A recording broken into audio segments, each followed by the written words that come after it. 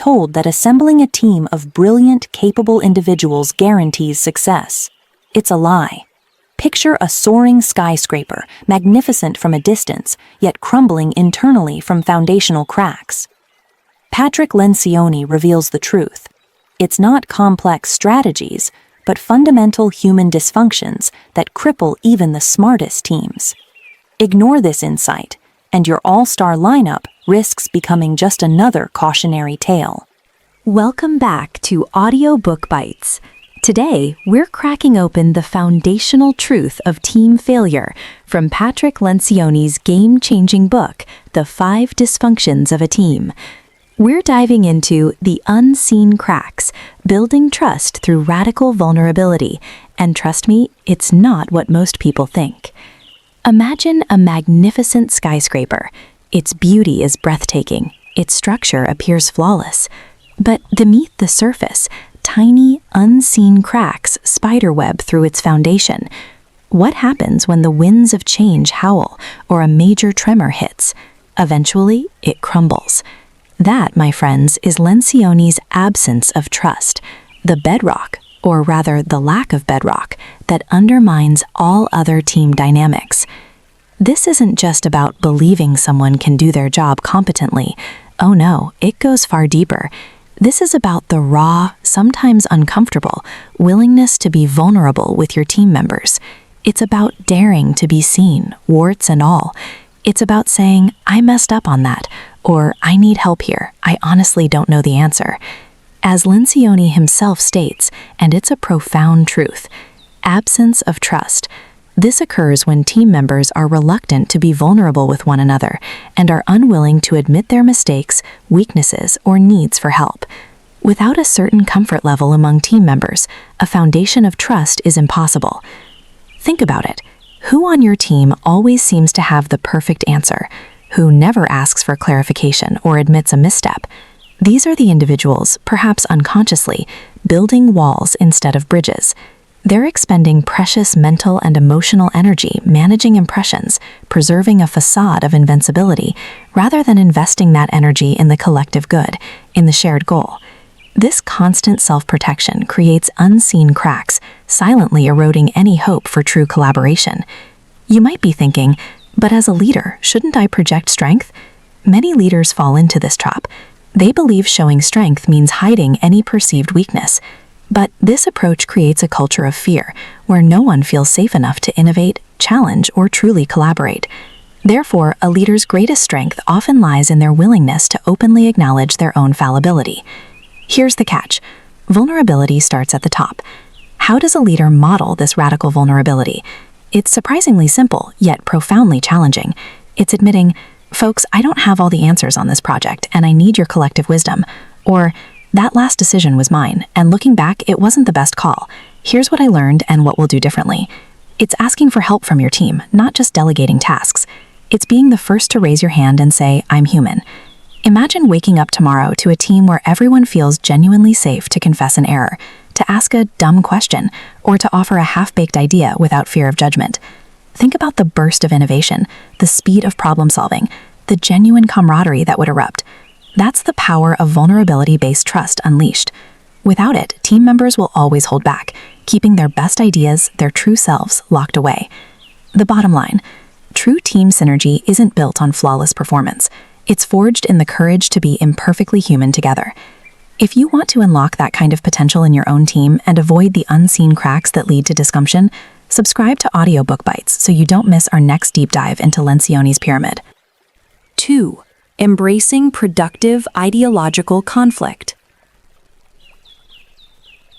Once that foundational layer of trust is firmly in place, that rare willingness to be vulnerable with one another, a team can finally ascend to the next, often even more uncomfortable level, productive ideological conflict. Here's the rub. Many teams get stuck right here, ensnared by what Lencioni calls the fear of conflict. Picture this scenario. A critical strategic decision needs to be made. In one room, you have a team that values superficial politeness above all else. They nod, they agree, they smile. But beneath the veneer of harmony, doubts simmer. Crucial objections are whispered later in the hallway, or worse, fester into passive-aggressive resistance. The meeting feels smooth, yet the decision is fundamentally flawed, made without truly challenging assumptions or exploring alternatives. Now imagine another room. The air crackles with energy. Ideas are thrown around like darts, challenged, debated, sometimes even passionately argued. Voices rise, but not in anger, in conviction. Data is scrutinized. Assumptions are torn apart and rebuilt. No one takes it personally, because the debate isn't about who is right, but what is right. This is the essence of productive ideological conflict. It's not about personal attacks. It's a passionate, unfiltered exchange of ideas, a relentless pursuit of the best possible outcome. But it gets worse. Teams that are lacking on trust are incapable of engaging in unfiltered, passionate debate about key issues, causing situations where team conflict can easily turn into veiled discussions and back-channel comments. Without this direct confrontation of ideas, crucial issues go unchallenged.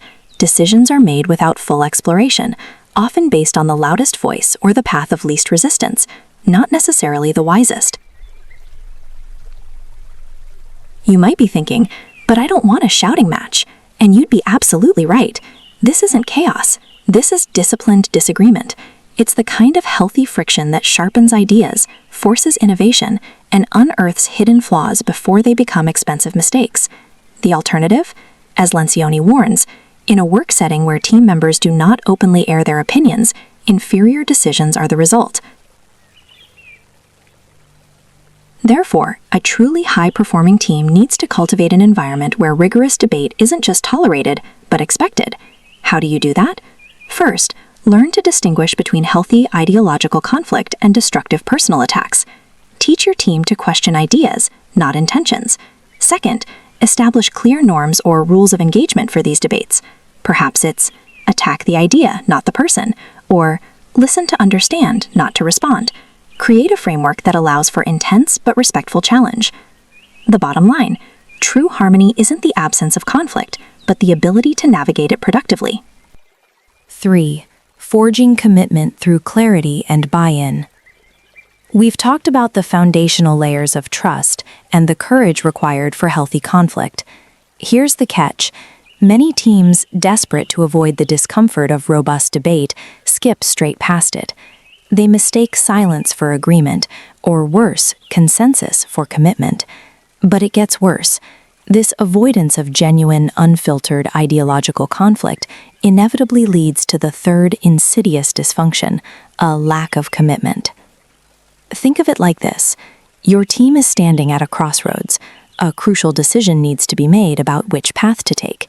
If the discussions leading up to that decision are tepid, if team members hold back their genuine concerns or alternative ideas to preserve an artificial harmony, then what you get isn't true alignment. As Patrick Lencioni warns, fear of conflict. Teams that are lacking on trust are incapable of engaging in unfiltered, passionate debate about key issues, causing situations where team conflict can easily turn into veiled discussions and back-channel comments.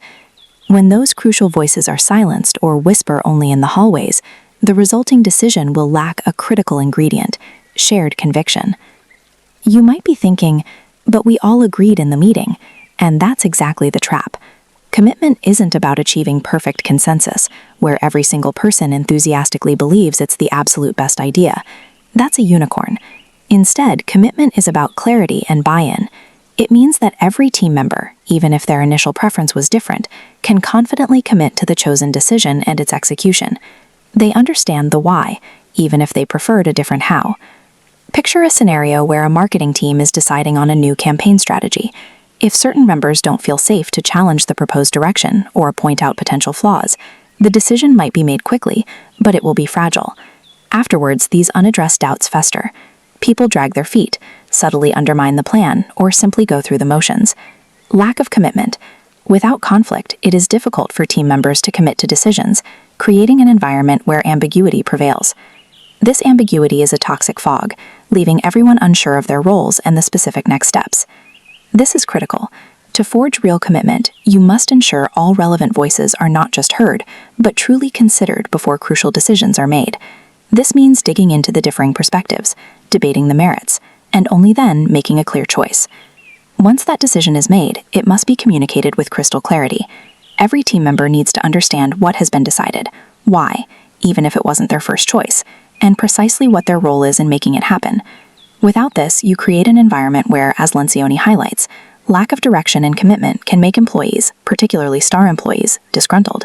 These are the very people you can't afford to lose, yet they become the first to feel the cynicism and disengagement that ambiguity breeds. Imagine waking up tomorrow to a team where every person knows their mission, understands their contribution, and marches forward with a unified purpose, even through disagreement.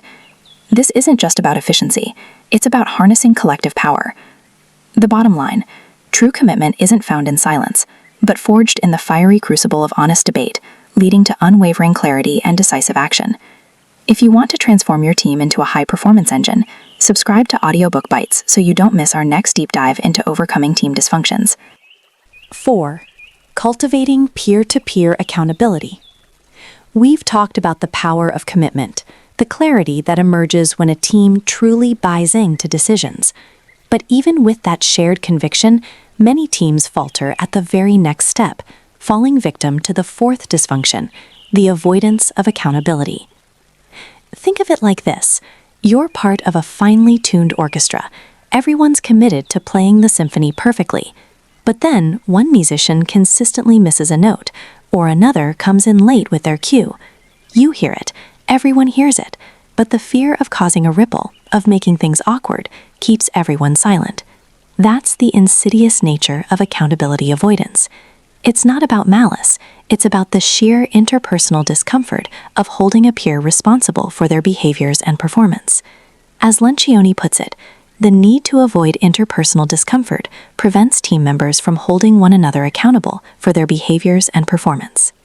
When that silence reigns, mediocrity isn't just a risk, it becomes the default setting. The team drifts, each member subtly resentful, watching the collective goal slip further away. True accountability isn't just the boss cracking the whip, it's a peer-driven mechanism, a collective commitment where team members courageously call out actions that seem counterproductive to their shared goals, ensuring everyone pulls their weight. So how do we transform this silent resentment into productive feedback? First, we must establish crystal clear performance standards and expectations. Imagine a lighthouse. Its beam is unmistakable, guiding ships through treacherous waters. Your team's expectations need that same unwavering clarity. What does pulling your weight actually look like? What are the measurable contributions, the non-negotiable behaviors for both individual roles and the team as a whole? When these aren't just vague hopes but tangible benchmarks, calling out deviations becomes less personal, more objective. It shifts from "you're failing me" to "this isn't meeting the standard we agreed upon." Here's the catch. Even with clear standards, the conversation itself can still feel like walking on eggshells. This brings us to the second vital step, practicing offering constructive, specific feedback to peers. This isn't about public shaming or vague accusations. It's about choosing your moment, focusing on the specific behavior, its impact on the team, and offering a path forward. Instead of "you're always late with your reports," try "when your report was submitted after the deadline last Tuesday, it delayed the team's ability to compile the final presentation, causing us to work late. How can we ensure the next one is on time?" It's a surgical approach, precise and impactful, not a blunt instrument. Now, you might be thinking, this sounds like a lot of emotional heavy lifting. Is it really worth it? It's worth every ounce of effort. Imagine waking up tomorrow to a team where everyone is instinctively looking out for the team's best interests, where a gentle nudge from a peer is accepted as a sign of care, not criticism. Imagine projects flowing effortlessly because everyone is reliably hitting their marks, and when someone stumbles, a peer is there, not to condemn but to help them course correct. That's the power of genuine accountability. The bottom line. Courageous accountability isn't about control, it's the ultimate act of respect, proving that you care enough about your team's success to confront the comfort of silence. 5. Aligning for collective success and shared results. At the very top of Patrick Lencioni's powerful pyramid, the final and most insidious crack in a team's foundation lies in attention to results. This isn't merely missing targets, it's a deeper betrayal. It's when team members, consciously or unconsciously, Prioritize personal wins, individual status, or ego above the shared, collective success of the entire team. Picture a symphony orchestra where each musician decides their solo is more important than the harmonious whole, playing just a little louder, a little faster, convinced their individual brilliance truly matters. When trust is absent and fear of conflict silences crucial debates, commitment wavers and accountability becomes elusive. But if you can't trust, can't debate, can't commit, and won't hold each other accountable, therefore the entire focus drifts inward. People start asking, "What's in it for me?" Lencioni reminds us that lack of direction and commitment can make employees, particularly star employees, disgruntled, and disgruntled stars often chase individual glory, not shared victory. Consider a championship basketball team. Final seconds of the big game. The star player, instead of passing to the open teammate for the guaranteed win, takes a contested, low-percentage shot just to be the hero, to see their name in lights. The shot misses. They lose. Good for them? Maybe. Good for the team? Absolutely not. That, my friends, is inattention to results, a tragic focus on self at the expense of everyone. Here's the catch. You can't focus on collective results if you haven't clearly defined them, like a ship without a destination. High-performing teams ensure their collective, measurable results are etched into every member's mind. Reviewed constantly, discussed openly, understood universally. Everyone knows the score and what winning as a team truly looks like. But defining isn't enough. The culture around results matters profoundly. If every meeting highlights individual sales, individual completions, individual accolades, where does the team's shared identity go? It fades slowly but surely. To combat this, truly cohesive teams actively celebrate collective achievements over individual wins. When the team hits its goal, when a project is delivered ahead of schedule because everyone chipped in, that's what gets the high fives, the public recognition, the cheers. This reinforces the team-first mentality, a collective triumph. You might think, isn't some individual recognition important? Absolutely. But it gets worse when individual metrics become the only metrics, or worse, actively detract from team goals. Imagine waking up tomorrow to a team where everyone proudly points to their contribution to a shared victory, rather than solely their personal trophy. A place where the shared banner of success hangs higher than any individual medal. That's the outcome of overcoming this final dysfunction. The bottom line: true collective success is the only sustainable measure of impact. It's the ultimate prize, forged not by lone wolves, but by a unified pack, all pulling in the same direction. If you're tired of seeing individual egos sabotage your team's potential, if you want to understand how to build a truly cohesive team that delivers exceptional results, then subscribe to Audiobook Bites. Don't miss our upcoming episodes where we dive deeper into practical strategies for conquering each of these dysfunctions one by one. You won't want to miss how to transform your team into a high-performance machine. 6. The journey to a cohesive team. We've journeyed through the treacherous terrain of team dysfunction, recognizing the insidious traps that lurk within even the most well-intentioned groups. Think of it not as a complex theoretical puzzle, but as climbing a mountain. You don't master the peak by studying obscure treatises. You conquer it by taking disciplined, persistent steps, one foot in front of the other, using common sense as your compass. The core of Patrick Lencioni's wisdom isn't about some secret formula. It's about confronting our inherent humanity. It starts, as we discussed, with the fundamental absence of trust. This occurs when team members are reluctant to be vulnerable with one another and are unwilling to admit their mistakes, weaknesses, or needs for help. Without a certain comfort level among team members, a foundation of trust is impossible. This deep-seated fear then cascades, leading to a fear of conflict, where honest disagreements are stifled, transforming into passive-aggressive whispers. Here's the rub. In a work setting where team members do not openly air their opinions, inferior decisions are the result. And that's just the beginning. But here's the magic. Addressing these human-centric dysfunctions isn't just about feeling better. It leads to tangible, bottom-line rewards that reshape your entire organization. Imagine a team where decisions aren't just made, but committed to, with everyone pulling in the same direction because they've genuinely contributed to the path forward. Picture this future: less wasted time revisiting topics because of lack of buy-in, higher quality decisions fueled by robust, honest debate, and the undeniable advantage of retaining your A players because they thrive in an environment of clarity and shared purpose. This transformation isn't an overnight sprint, it's a marathon of discipline and courage. You might be thinking, this sounds great, but it feels so simple. And you'd be right. The concepts are simple, but their consistent application is profoundly difficult. It requires vulnerability, a willingness to call out uncomfortable truths, and a relentless focus on the collective win. This week, I challenge you to take an honest look at your team. From the 5 dysfunctions, trust, conflict, commitment, accountability, and results, which one or two are your team's biggest mountains to climb? Once identified, commit to one small, concrete change. Perhaps it's simply asking a more open-ended question in your next meeting to foster trust, or actively inviting a dissenting opinion to encourage healthy conflict. Even a tiny shift can send ripples through the team's dynamic.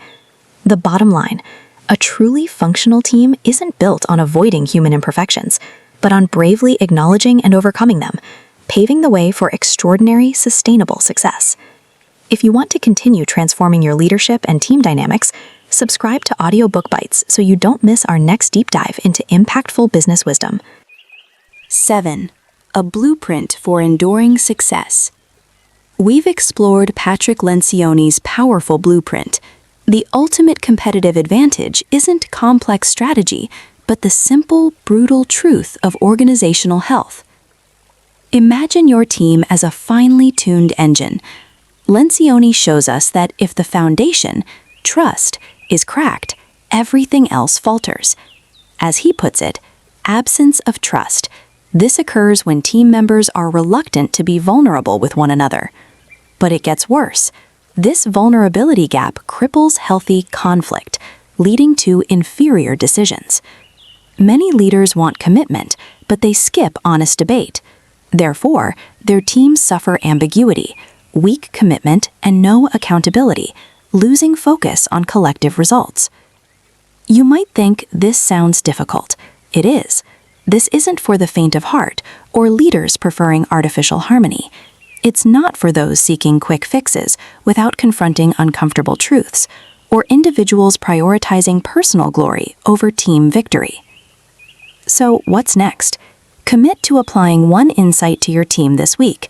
Better yet, share these principles with your team leader or members. Initiate that vital conversation about true team health. Imagine your team humming with purpose, resilient, high-performing, ready to dominate any challenge. If you want to unlock that potential and build a truly cohesive team, subscribe to Audiobook Bites so you don't miss our next deep dive. The bottom line, organizational health isn't a strategy, it's the foundation upon which all enduring success is built.